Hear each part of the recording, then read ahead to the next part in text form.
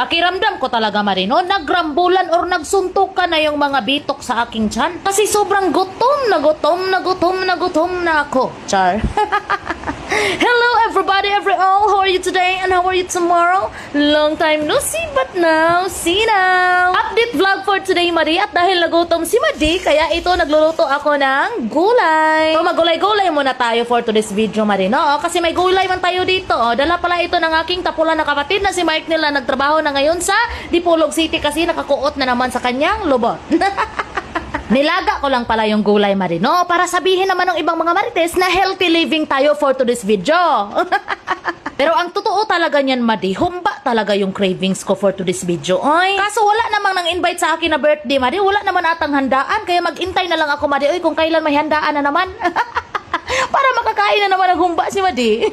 Kaya ito, Madi, no choice ako. Kaya nilabas ko na ang aking all-time favorite of everything and every all, Madi. Yung ginamos, yung bagoong na isda. Hindi talaga ikalimod yan, Madi. Itong bagoong na isda, lami talaga ito ipamari sa oy, sa mga gulay ba, lalo na sa mga nilagang gulay na. Grabe jud kalami, try nyo. O tara na, Madi, kain na tayo. Kasi naluto na ang aking ang aking gulay. Kung maglaway ka dyan, ay maglaway ka lang dyan. Kung gusto mo talagang kumain, ay pumunta ka dito sa akin, kasi marami pang natira. O, ibigay ko sa'yo. Siyempre, masarap ito para sa bangaw.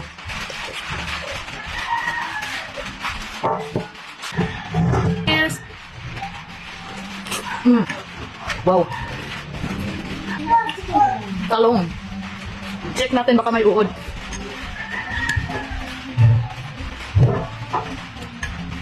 Wait a minute.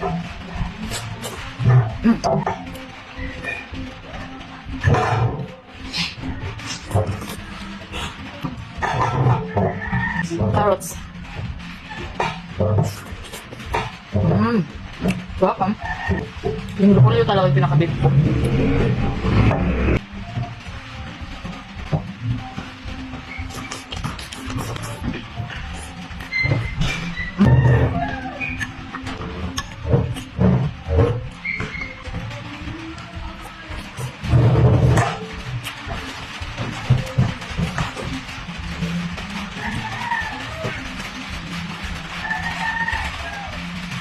I-try nyo, Madi. Nilagang repolyo with ginamos, bagoong. Ang sarap. Grabe. Promise. Kuha, kuya.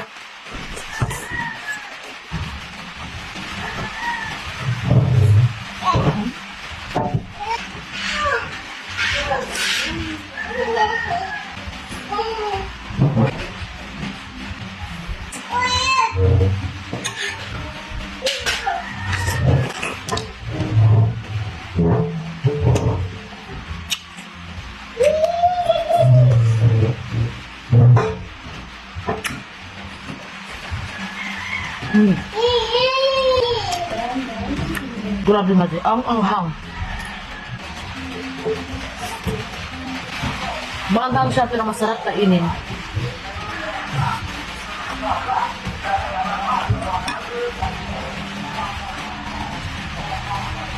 Talong.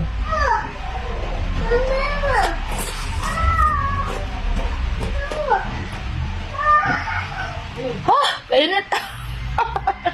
Cheers. Masarap din tong talong iprito, Madi. Sausaw mo sa suka at sa toyo.